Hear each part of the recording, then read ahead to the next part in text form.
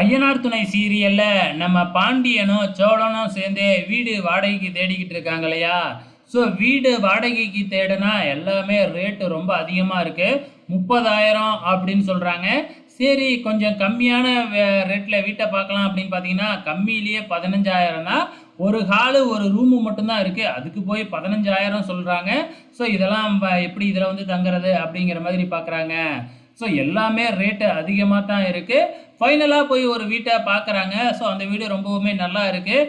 ஆனால் அதுக்கும் 2,00,000 அட்வான்ஸும் 20,000 மாத வாடகையும் கேட்குறாங்க. அதுவும் மாடி மேலே இருக்குது. இதே டைமில் இங்கே நம்ம பல்லவனை கோச்சிங் கிளாஸு சேர்க்கறதுக்காக ஒரு கோச்சிங் சென்டருக்கு நம்ம நிலாவும் சேரனும் அழைச்சிக்கிட்டு வந்திருக்கிறாங்க. அங்கே வந்து நம்ம பல்லவனை அந்த கோச்சிங் கிளாஸில் பணம் கட்டி சேர்த்து விட்டுறாங்க. நாளையிலேருந்து கிளாஸ் ஆரம்பிக்கும், நாங்கள் கொடுக்குறத ஒழுங்காக படித்தாவே போதும், கண்டிப்பாக குரூப் 4லேயே இல்லைனா பாஸ் பண்ணிடலாம் அப்படிங்கிற மாதிரி அங்கே இருக்கிறவங்களாம் சொல்லிக்கிட்டு இருக்கிறாங்க. இங்கே வந்து பார்த்திங்கன்னா வீட்டை பார்த்துருக்காங்க இல்லையா? ஃபைனலாக ஒரு வீட்டை 20,000 வாடகையில். ஸோ இப்போ 2,00,000 அட்வான்ஸ் கேட்குறாங்க. அதுக்கு என்ன பண்ணுறதுனே தெரியாமல் இங்கே சோழன் எல்லாம் முழிச்சுக்கிட்டு இருக்கிறாப்புல.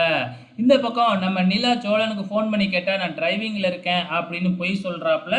இது வரைக்கும் நிலா கிட்ட இந்த மாதிரி நம்ம தனியாக போய் தங்க போகிறோம் அப்படிங்கிற விஷயத்தையே சொல்லவே இல்லை இல்லையா? சர்ப்ரைஸ் பண்ணுறங்கிற பேரில் சோழன் ஏதோ ஒரு இது பண்ணிக்கிட்டு இருக்கிறாப்புல. ஃபைனலாக நம்ம சோழன் பணத்துக்காக எங்கே போகிறாரு அப்படின்னு பார்த்தீங்கன்னா தன்னோட முதலாளி கிட்ட தான் போகிறாப்புல. அங்கே போய் வழக்கம் போல் முதலாளியை காக்கா பிடிச்சி பணம் கேட்டுக்கிட்டு இருக்கிறாப்புல. அவர் கண்டிப்பாக தரமாட்டார் அப்படிங்கிறது நமக்கு நல்லாவே தெரியும். வெயிட் பண்ணி பார்க்கலாம் என்ன நடக்க போகுதுன்னு.